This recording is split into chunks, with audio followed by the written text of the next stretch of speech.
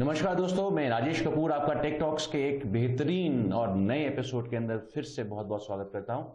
अभी तक आपके मेल्स और आपके जो कॉन्टैक्ट्स हैं, आपके फोन्स हैं, हमारे को बताते आ रहे हैं कि ये प्रोग्राम आपको बहुत पसंद आ रहा है। इसके लिए बहुत बहुत शुक्रिया आपका। इस प्रोग्राम से जुड़ने के लिए हमारे नंबर्स नीचे नीचे दिए जा रहे हैं। आप हमारे को फ़ोन कर सकते हैं, अपनी प्रॉब्लम्स को हमारे साथ एड्रेस कर सकते हैं, बता सकते हैं। हम एक्सपर्ट्स के सामने उन प्रॉब्लम्स को ज़रूर रखेंगे।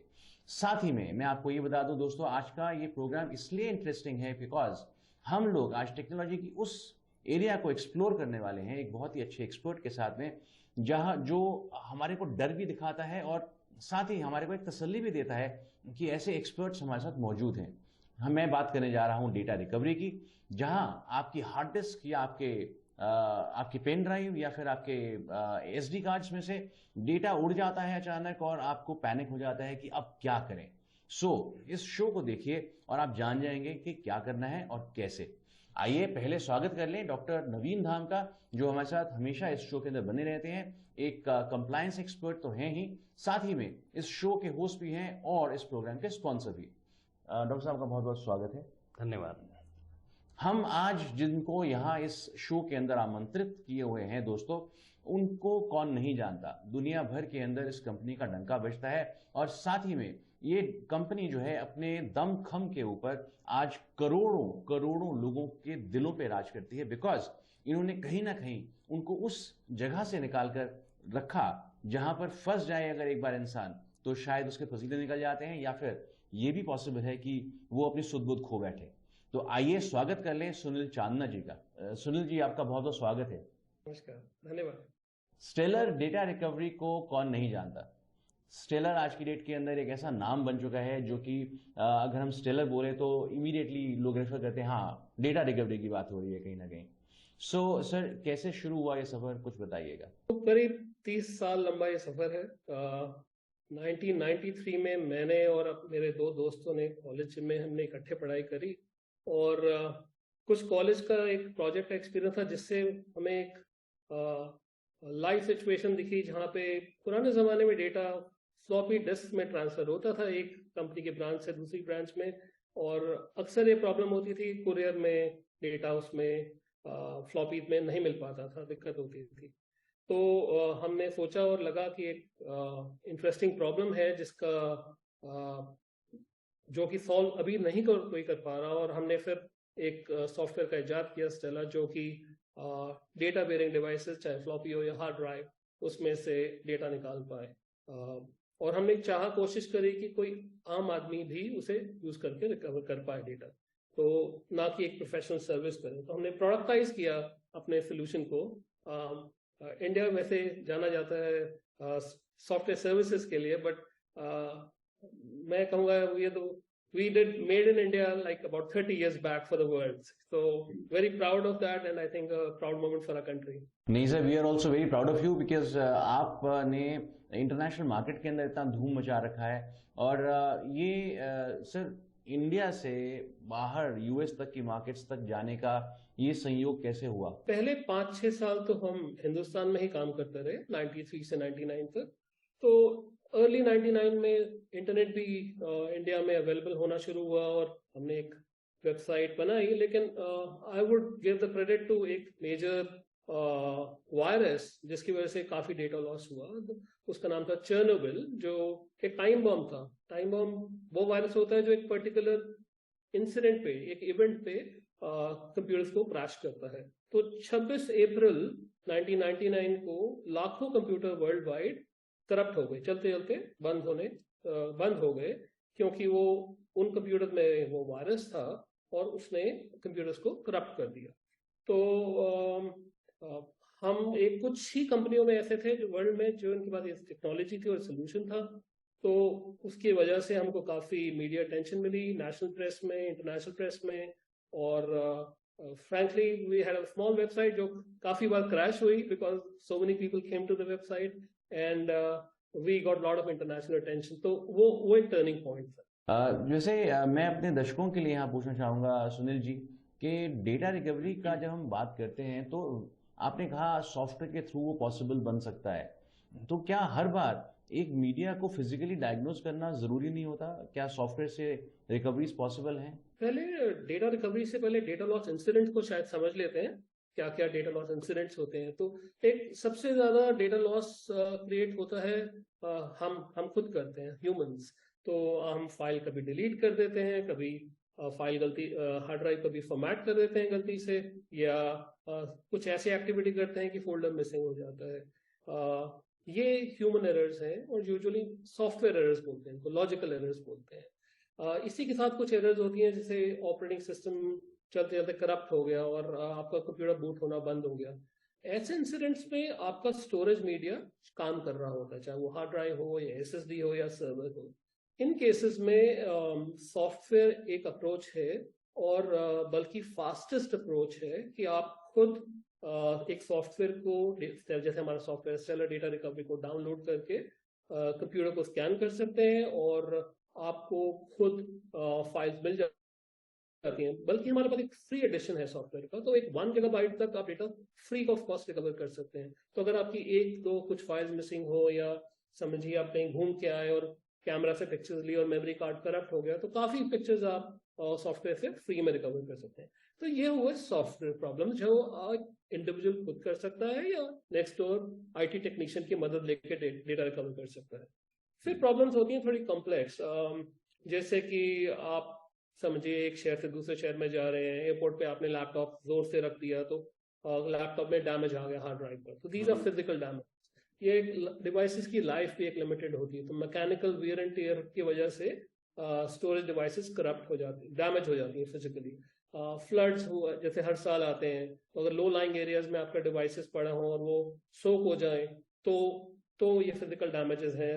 कई बार आपने पार्टी में एंजॉय ज्यादा कर रहे हैं, आप जेब में फोन था और आप जंप कर जाते हैं पूल में, और फिर बाद में रियलाइज होता है कि अरे मेरा फोन भी मेरे साथ अंदर पूल में चला गया। तो ये फिजिकल डैमेजेस है। फिजिकल डैमेजेस में ऑफ कोर्स सॉफ्टवेयर हेल्प नहीं करता, और आपको एक एक्सपर्ट की जरूरत है।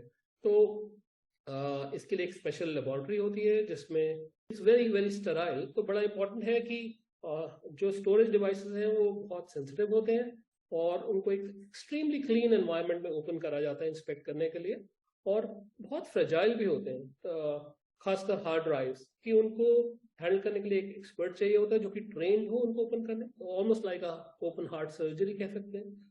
और कुछ डोनर स्पेस की चाहिए होते हैं। तो समझिए कि अगर आपने 8 साल पहले कंप्यूटर खरीदा और आज खराब हुआ, तो 8 साल पुरानी जो हार्ड ड्राइव है एकदम से मैचिंग डिवाइस आपको चाहिए होती है, और उसको एज अ स्पेयर यूज करके एक्सपर्ट्स काम करते हैं एक लेबोरेटरी में, और फिर डेटा रिकवर करते हैं। यहाँ पे सवाल डॉक्टर धाम मैं आपसे एक बार पूछना चाहता हूँ। जैसे डेटा रिकवरी तो हो गई, डेटा रिकवरी के बाद जो कुछ बड़ा क्रिटिकल डेटा होता है कई लोगों का, वो एक्सपर्ट्स के हाथों में ही है जिन्होंने डेटा रिकवरी करी। तो ऐसे में एक शक सा आता है कि कहीं डेटा रिट्रीव होने के बाद ये क्रूशियल और क्रिटिकल जो इन्फॉर्मेशन है कहीं गलत हाथों में ना चली जाए।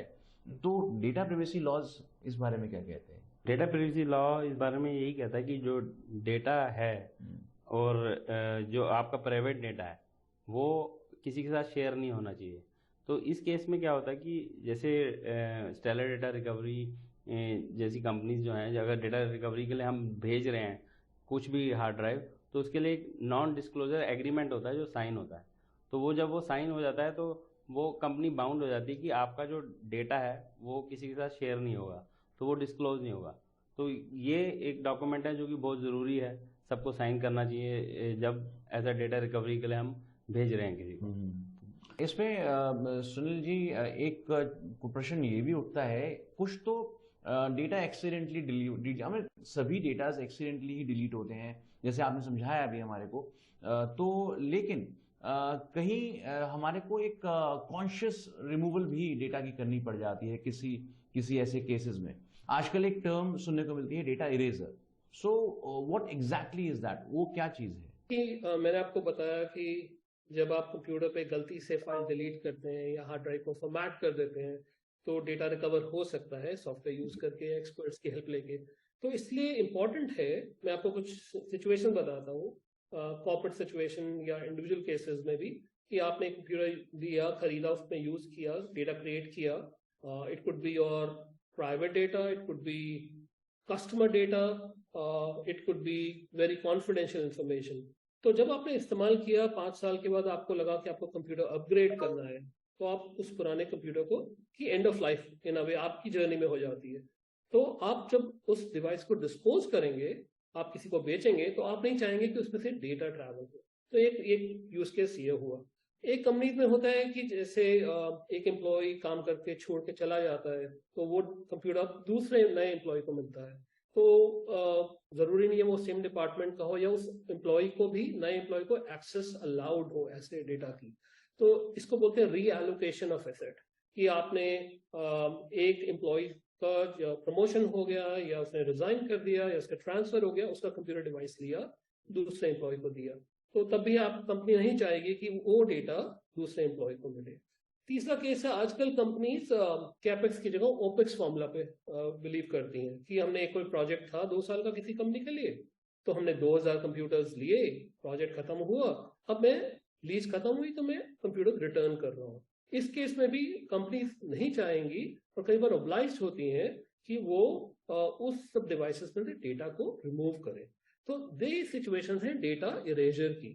तो डेटा इरेजर एक प्रोफेशनल स्ट्रीम है, एक ऑर्गेनाइज्ड रिक्वायरमेंट है इंडस्ट्रीज की और प्रोफेशनल्स की और इंडिविजुअल्स की, बिकॉज अब डेटा प्राइवेसी लॉज ऑलमोस्ट सब देशों में है, ज्यादातर सारे बड़े देशों में है, जिसमें कि पेनल्टी बहुत ज्यादा है अगर डेटा कॉम्प्रोमाइज हो जाए, तो भी कंपनी का ऑब्लिगेशन है। या ट्रेड सीक्रेट्स है, इमेजिन एक पिज्जा कंपनी की जो ग्लोबल कंपनी, वो अपनी रेसिपी नहीं चाहेगी कि किसी और को मिले, या एक टेलीकॉम कंपनी की अपने सब्सक्राइबर्स की बिलिंग इंफॉर्मेशन नहीं चाहेगी किसी और को मिले, तो वो चाहेंगे कि एक एक पीस ऑफ इंफॉर्मेशन जो इन कंप्यूटर्स पे है वो परमानेंटली रिमूव हो जाए।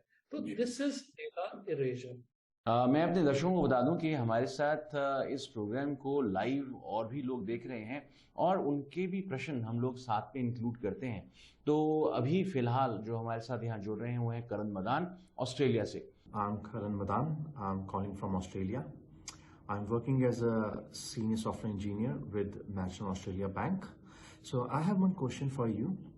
Is that what are the implication of the data compromised on corporate and individual? Data breach के इम्प्लीकेशंस बहुत सिवियर है। एक तो आजकल डेटा प्राइवेसी लॉज ज्यादातर बहुत स्ट्रॉन्ग पेनल्टीज लिवाई करते हैं। आपको एक लाइव एग्जांपल बताता हूँ। एक मॉर्गन स्टैनली का ब्रीच हुआ 2022 में, जिसकी वजह से मॉर्गन स्टैनली ने एक सेटलमेंट किया, एक क्लास एक्शन सूट हुआ, और office of controller general New York state में दे एडमिटेड ऑफ द ब्रीच, और दे हैड टू पे $60 million as penalty for breach of data. तो इंसिडेंट मैं आपको इंसिडेंट बताता हूँ। तो मॉर्गन स्टैनली का एक डेटा सेंटर डीकमीशन हुआ, और कुछ डिवाइसेस, एक ओल्ड डिवाइस जो बाय करते हैं वेंडर, उन्होंने लिया और अश्योर करा कि डिवाइस में डेटा क्लियर कर देंगे, वो पर इरेज कर देंगे, पर अनफॉर्चुनेटली वो प्रॉपर्ली प्रोसीजर फॉलो नहीं हुआ, और एक विसल ब्लोअर ने फिर ईबे पे देखा कि ऐसा कस्टमर डेटा अवेलेबल है इंटरनेट पे, और Morgan Stanley of course did a disclosure and then they had to pay so much fine. So that's an example. But her industry category में ऑफन ब्रीचेस होते हैं। हेल्थ केयर में है, अगर आप इंटरनेट पे देखें, ई कॉमर्स में है, और not only there are fines but also a very strong risk to your reputation, you know. So if you're a bank, or if you're a consumer company or FMCG company, and if you are taking care of consumer data or breach ho, to it can be loss of reputation, it can be loss of business in future, and huge penalties. So अभी sir और questions भी हमारे पास आ रहे हैं। अभी हमारे से जुड़ गए हैं Yogesh. Hello Rajesh ji and very good evening doctor Dam. My company name is JITW system private limited from Faridabad. मेरा क्वेश्चन है सर आपसे कि बेसिकली हम अभी हार्ड ड्राइव यूज़ कर रहे थे, अब धीरे धीरे SSD में अपग्रेड कर रहे हैं, तो SSD रिलायबल है कि मतलब हम लोग क्या, अगर डेटा लॉस होता है या क्रैश होती है SSD, तो क्या डेटा रिकवरी इजी है या फिर हमें हार्ड ड्राइव यूज़ करनी चाहिए? तो इसका थोड़ा सा मुझे सर बताएं कि कौन सी बेहतर है, मतलब हार्ड ड्राइव या SSD? Yogesh ji, SSDs by design are definitely more rugged as compared to hard drives. तो जैसे अगर थोड़ी रफ हैंडलिंग हो हार्ड ड्राइव्स की, तो वो बहुत सेंसिटिव है, वो डैमेज हो जाती है। SSDs can withstand it. तो ये तो एडवांटेज है एसएसडीज की कि फिजिकल डैमेज के लिए they are less vulnerable. However अगर डैमेज हो जाए, इलेक्ट्रॉनिक डैमेज भी हो सकता है और रैंसमवेयर हो सकता है या लॉजिकल इश्यूज हो सकते हैं, तो खासकर जो फिजिकल डैमेज हो तो SSDs are very sophisticated in design. तो अनफॉर्चुनेटली ये एक कड़वा सच है कि जितनी ज्यादा सोफिस्टिकेटेड टेक्नोलॉजी होगी उतना ही कॉम्प्लेक्सिटी होती है जब उन प्रॉब्लम से सॉल्व करना होता है। तो from the data recovery perspective, data recovery SSD में से बहुत ही ज्यादा मुश्किल है as compared to hard drive. तो कौन सा यूजेज स्टोरेज मीडिया लेना चाहिए? पहली बात तो एसएसडी मॉडर्न है, फास्टर है, आपने अगर यूज करते हो तो एक्सपीरियंस करते होंगे, दे आर डेफिनेटली बेटर। और फिजिकल वेयर एंड टियर भी थोड़ा सा कम है, तो दे आर नाइसर डिवाइसेस। लेकिन एक लाइफ का प्रिंसिपल बहुत इंपॉर्टेंट है, बैकअप। और remember data recovery is backup का प्लान बी। तो आप बैकअप पे थोड़ा विश्वास रखें, बहुत इंपॉर्टेंट है, एक डिसिप्लिन रखें। और डिवाइस डेफिनेटली एसएसडी बेटर है। डेटा रिकवरी के पर्सपेक्टिव से हार्ड ड्राइव रिलेटिवली इजियर है, लेकिन उसमें एक कॉम्प्लेक्स इंफ्रास्ट्रक्चर चाहिए होता है, क्लास 100 क्लीन रूम, उसी में डेटा रिकवरी करनी चाहिए। तो ये शो वाकई में इसी पॉपुलैरिटी ऐसे मालूम चलती है कि कॉल्स लगातार आ रही हैं। हमारे साथ एक और कॉलर जुड़ गए हैं, नवदीप जी। नवदीप जी बताइए। Hello, Dr. Naveen Dham and Mr. Rajesh. I am Navdeep. I'm calling from New Delhi. And my question is, what are the real cases and penalties to the corporates for any data disclosure? जी, penalties तो बहुत strict है। Data privacy law India में approve हो चुका है, और जैसे जैसे इसकी स्ट्रॉन्ग इम्प्लीमेंटेशन होगी, कंपनीज पे को बहुत सावधान रखना पड़ेगा अपने आप को ब्रीच से बचाने के लिए।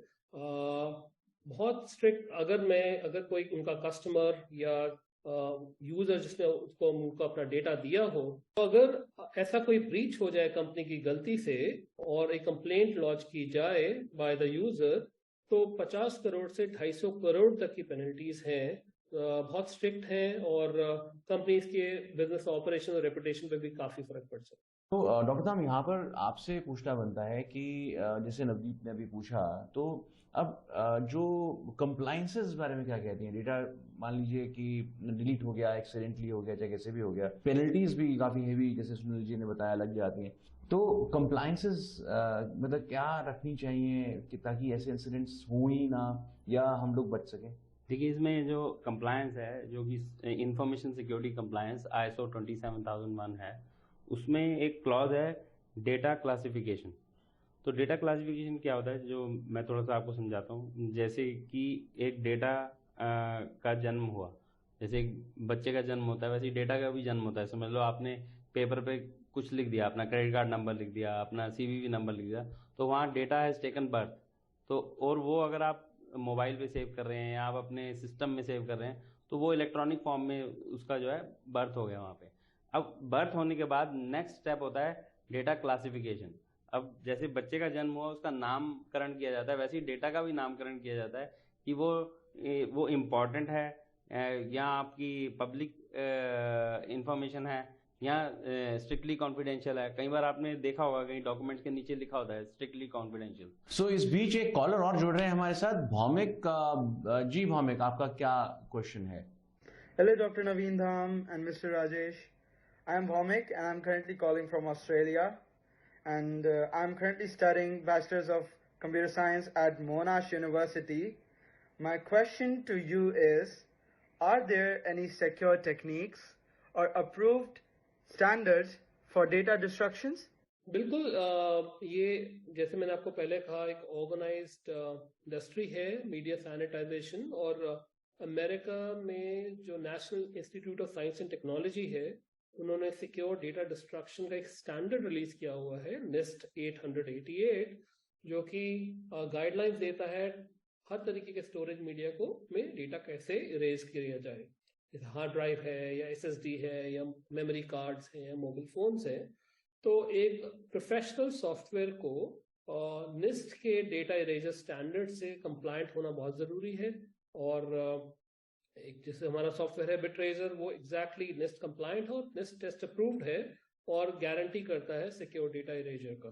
इन सिचुएशंस में। ऑलराइट, सो हमारे पास लगातार कॉल्स आ रही हैं। अब हमारे साथ जुड़ गए हैं दीपक थापा नेपाल से।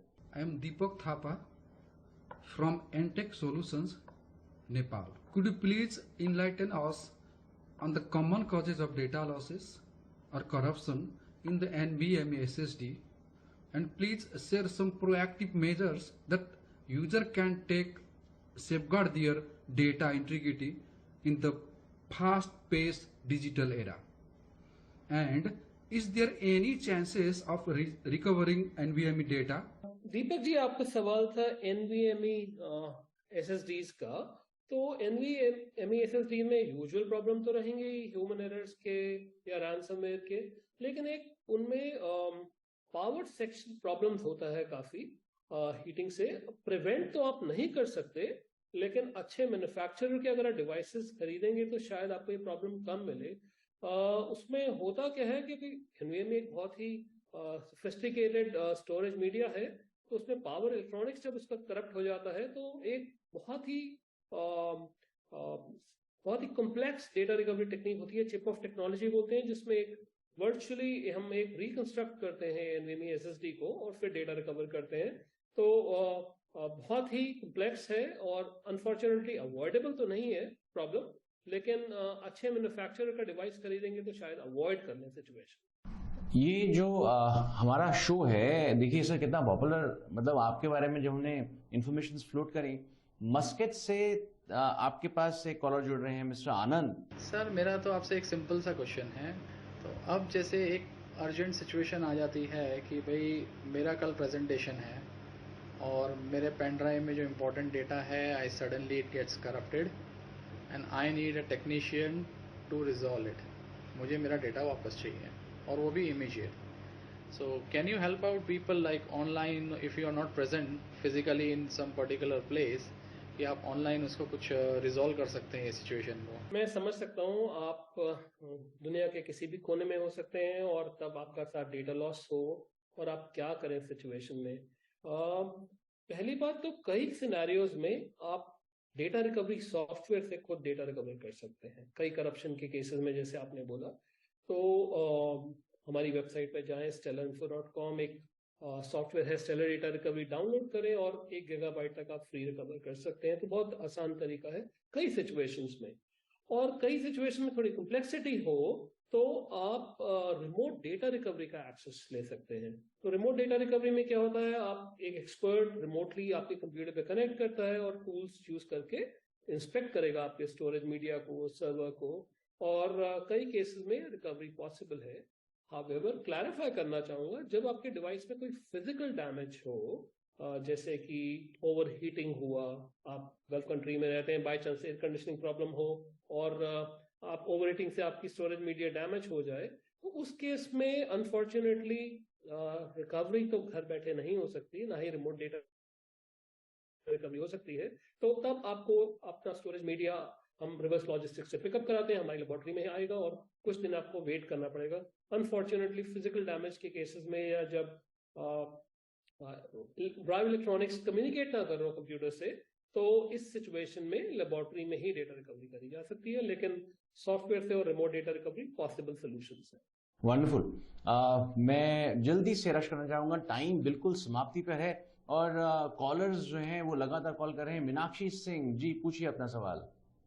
I'm working in Schneider Electric as cybersecurity advisor.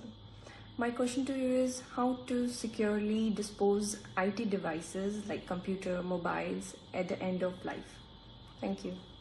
Meenakshi ji, disposal के वक्त बड़ा इम्पोर्टेंट है कि डेटा बेयरिंग डिवाइसेस में कोई डेटा आपकी कंपनी का बाहर ना जाए। ये बहुत ज़रूरी है, चाहे वो एक डेस्कटॉप हो, लैपटॉप हो, एक्सटर्नल हार्ड ड्राइव हो या सर्वर हो। या तो आप डेटा इरेजर खुद कर सकते हैं, अब आपकी IT टीम कर सकती है, या फिर एक प्रोफेशनल डेटा इरेजर कंपनी को आप कॉल कर सकते हैं। एक अच्छा कंट्रोल होता है, चेन ऑफ कस्टडी कंट्रोल बोलते हैं, कि आप ऑन साइट डेटा इरेजर करें, मतलब आपकी साइट से कंप्यूटर जब निकले तो उसमें डेटा ना हो। ये काफी एक सेफ मैकेनिज्म है और कई डेटा सिक्योरिटी फ्रेमवर्क्स में ऑन साइट डेटा इरेजर को काफी महत्व दिया गया है। तो मे बी ये मैं आपको स्ट्रांगली रिकमेंड करूंगा कि चाहे आप खुद डेटा इरेज करें या फिर आप किसी की सर्विस लें, लेकिन before the devices leave your office उनमें से डेटा डिस्ट्रॉय हो और एक प्रोफेशनल टूल से यूज करें जो कि एक इंटरनेशनल स्टैंडर्ड को कंफर्म करता हो, जैसे कि NIST स्टैंडर्ड। वंडरफुल। सो इसी के साथ हम लोग इस प्रोग्राम की समाप्ति में पहुंचते हैं, लेकिन एट द सेम टाइम मैं डॉक्टर नवीन धाम से डेफिनेटली पूछना चाहूंगा सर, हम लोगों ने डेटा इरेजिंग की बात कर ली, हम लोगों ने बात कर ली डेटा रिट्रीवल्स की भी, तो कंप्लायंसेस जो हैं वो हमारे को इन दोनों ही सिनेरियोज में कहाँ तक और कैसे प्रोटेक्ट कर सकते हैं? तो इसमें क्या है कि जैसे ISO 27001 है, उस जो स्टैंडर्ड है जो कि इंफॉर्मेशन सिक्योरिटी स्टैंडर्ड है, उसमें हम जब ऑडिट्स करते हैं तो हम ये इंश्योर करते हैं कि आप ऑडिट के टाइम पे हम एक इक्विपमेंट मेंटेनेंस का क्लॉज है ISO 27001 में, जिसमें कि हर इक्विपमेंट की मेंटेनेंस देखी जाती है, कि मेंटेनेंस की जाती है और उसमें ये भी चेक किया जाता है कि वो किस लेवल तक पहुंच रहा है, कि उसका कहीं माल फंक्शनिंग तो नहीं हो रही। तो उस रेगुलर जब ऑडिट्स होते हैं हम उसमें ये चेक भी करते हैं, और एक क्लॉज है जो कहता है कि डेटा का बैकअप भी जरूरी है। तो एक क्लॉज तो चेक कर रहा है कि आपके इक्विपमेंट ठीक चल रहा है, एक चेक कर रहा है कि जो भी उसके अंदर है उसका बैकअप भी टाइम पे लिया जा रहा है। तो ये दोनों क्लॉज आपस में जो है कोरिलेट करके हम ये इंश्योर करते हैं कि आपका डेटा प्रॉपर्ली बैकड अप है और आपका इक्विपमेंट भी प्रॉपर है। तो ये देखा जाता है। बहुत खूब। सो prevention is better than cure. आप अपने सिस्टम्स को, IT स्ट्रक्चर को अगर कंप्लाइंट रखेंगे तो डेफिनेटली डॉक्टर धाम आपको उसके अंदर मदद करने वाले हैं और आपको बताते रहेंगे आपके डिवाइसेस एंड ऑफ लाइफ तक कब पहुंच रहे हैं और वो कैसे सेफ रखना है। लेकिन कहीं अगर गलती हो जाए तो ये भी शुक्र है कि सुनील जी जैसे एक्सपर्ट्स हमारे साथ हैं, उनकी कंपनी हमारे साथ है। सुनील जी आपका बहुत बहुत धन्यवाद हमारे साथ जुड़े रहने के लिए, and your presence was so valuable. Thank you for inviting me. इसी के साथ मैं आपसे बस यही रिक्वेस्ट करूंगा कि आप हमारे शो को इसी तरह से प्यार भेजते रहिए अपना। हमारे नंबर्स यहाँ पे दिए जा रहे हैं, डॉक्टर धाम से यदि जुड़ना चाहते हैं उनके नंबर्स यहाँ पे दिए जा रहे हैं, और स्टेलर को अगर आप और बेहतर तरीके से जानना चाहते हैं तो थोड़ा रुके रहिए, ये एवी आपको बहुत कुछ बताने वाली है उनके बारे में। Thank you.